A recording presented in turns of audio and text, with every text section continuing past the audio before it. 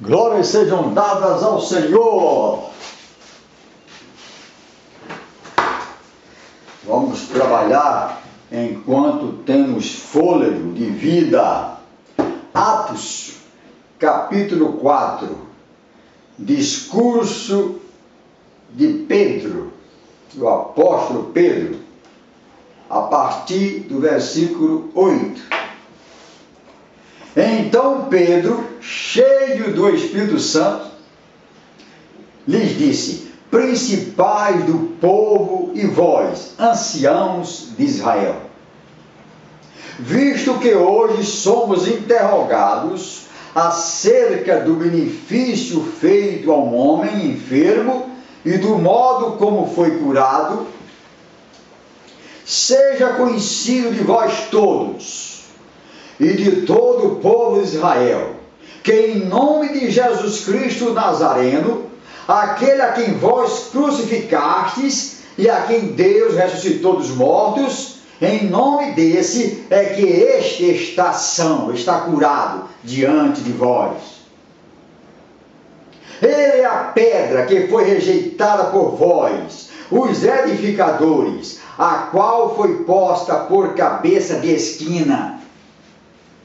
E em nenhum outro há salvação, porque também debaixo do céu nenhum outro nome há dado entre os homens, pelo qual importa que sejamos salvos. Não sobra para ninguém. Vocês de outras regiões que negam a divindade do seu Jesus, que procuram outros intermediários, outros mediadores, leiam, releiam todos os dias. Em nenhum outro há salvação. Até porque o próprio Jesus disse: eu sou o caminho, eu sou a verdade, eu sou a vida. Ninguém vem ao Pai senão por mim. Ele se colocou como se estivesse no Pai. Ninguém vem ao Pai senão por mim. Em nenhum outro há salvação. Então o caminho é Cristo, é crer em Jesus Cristo, é colocar o foco no Senhor Jesus, o Senhor e o Salvador. Então eles, vendo a ousadia de Pedro e João, e informados de que eram homens sem letras e doutos, se maravilharam, e tinham conhecimento de que eles haviam estado com Jesus. E vendo estar com eles o homem que fora curado, nada tinham que dizer em contrário. A prova cabal estava ali, ao vivo. O homem que foi curado. E dizendo: que havemos de fazer a estes homens? Porque a todos os que habitam em Jerusalém é manifesto que por eles foi feito um sinal notório, e não podemos negar. Mas, para que não se divulgue mais entre o povo, ameacemo-los para que não falem mais desse nome, não falem mais nesse homem, no nome desse homem. Não falem mais em Jesus. Parem! Queriam tapar a boca de Pedro, de João, dos apóstolos, mas não conseguiram. Até hoje está aí, nós falando abertamente a respeito do Senhor Jesus, a respeito do nosso Senhor e Salvador Jesus Cristo.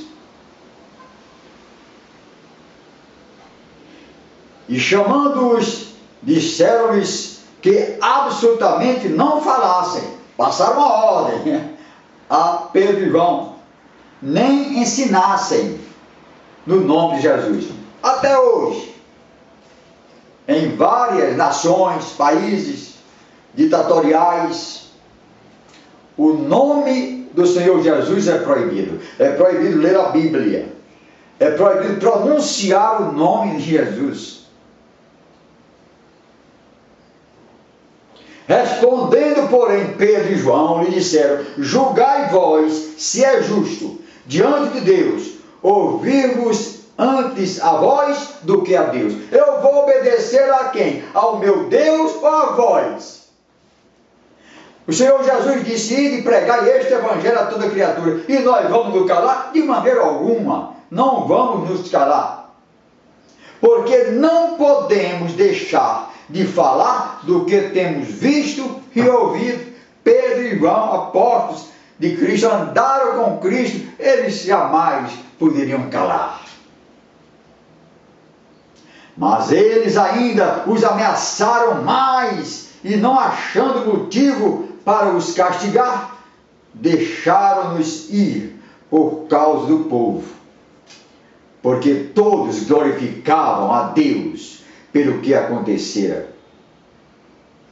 Pois tinha mais de 40 anos o homem em quem se operara aquele milagre de saúde. E, soltos eles, foram para os seus e contaram tudo o que lhe disseram os principais dos sacerdotes e anciãos. Vamos ver aqui uma análise a respeito desta passagem, essa declaração tremenda, em que diz que não há salvação em outro nome.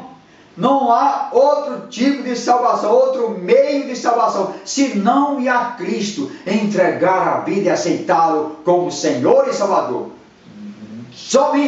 Somente através dele. Os discípulos tinham convicção de que a maior necessidade de cada indivíduo era a salvação do pecado e da ira de Deus, e pregavam que esta necessidade não poderia ser satisfeita por nenhum outro, senão Jesus Cristo.